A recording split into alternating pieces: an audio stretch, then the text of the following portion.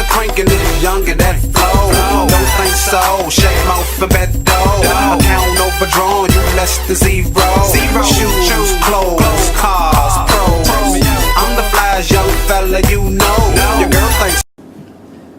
Hey now, what's up? Your boy Doug J. Quasi as well. And the man behind the scene always doing his thing, my man Soopa Smith. What's going on, people? So I wanted to throw this topic out, especially with the climate going on in politics and just in everyday life and in our community. What's the role, or has the role for fraternities and sororities stayed the same? Has it become lackluster? Do you feel like they should be doing more? Because sometimes I just feel like you just don't hear much from them. Now, are you saying specifically Black Greek? Black Greek. So, I ain't got the problem with the term anyway, but Black Greek sororities and fraternities, the Deltas, the Alphas, the Kappas, all of that. Do you feel like they should be stepping up a little bit more? I mean, I think they should be more visible, but I don't know how it's broken down into, because they have so many chapters and so many locations of these different sororities and fraternities. So we may not see them here in this area doing something, but they might be in New York setting up something, might be in Atlanta setting up something. Because I know I work with a couple people that's Greek, and one of my coworkers, she's heavy with doing stuff with. No, she's younger than us actually, but she's always into stuff doing things with she's an AKA, but she's always into doing stuff for girls and kids and things like that. They have their particular chapter do a lot of stuff with kids. So that's where I'm going. That seems like more on a local level, but on a national level, do you think they put out a newsletter that say we're going to do X, Y, Z? Do you think they even still relevant? I mean, I guess depending on where you come. When we was in school, I thought about doing it here and there, but it never really. Okay, what was your interest in joining? What was your initial? I think because I was one of the first in my family to go to college and start off a legacy with my family. Like my dad did it, he stuff like that. Then my mentors, they're Greek, and I thought about doing it because of them as well. So I was close with them, but I just got to the point when my brothers right here, they ain't pledged me nothing. I ain't had to get into nothing and do that. So I don't think that's really my question.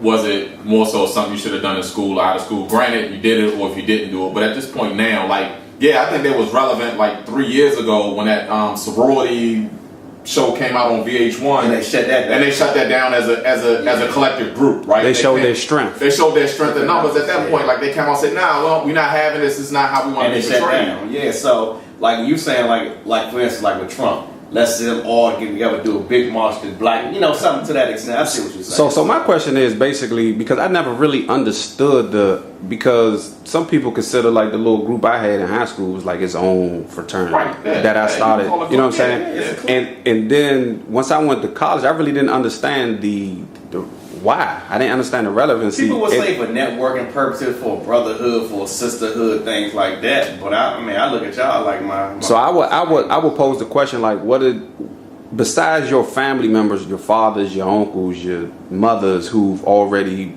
pledged or are part of these groups, what is the purpose of joining? Besides the lineage in your family, what is your purpose for? Why do you want to be a part of these groups? It could be somebody growing up. Hey, Mr. Such and Such was an alpha. Mr. Such was a Q. And he always did right. I just want to, Well, but that's a part of seeing them in the community and being involved in community service and community activities. I think that's a good reason. And that's a really good reason on a local level. But to come together as a collective group on a national level to affect change is where I feel like sometimes it's missing.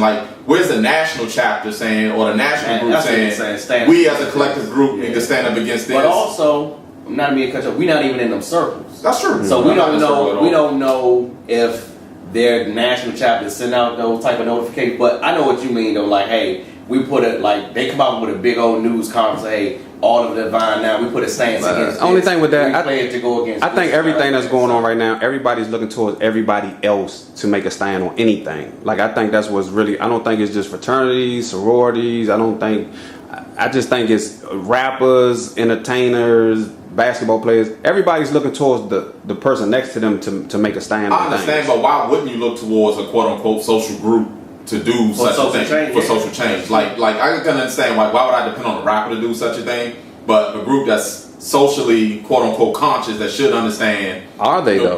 Are they socially conscious? I would think that's a part of. I would assume that's a part of the whole pledge and part of the process. I would assume. Yeah, well, you heard my side, you heard Quad side, you heard Soup side. Let us know your side, man. Keep it locked. Make sure you subscribe and like the videos. Yep. Young fella, you know, your girl think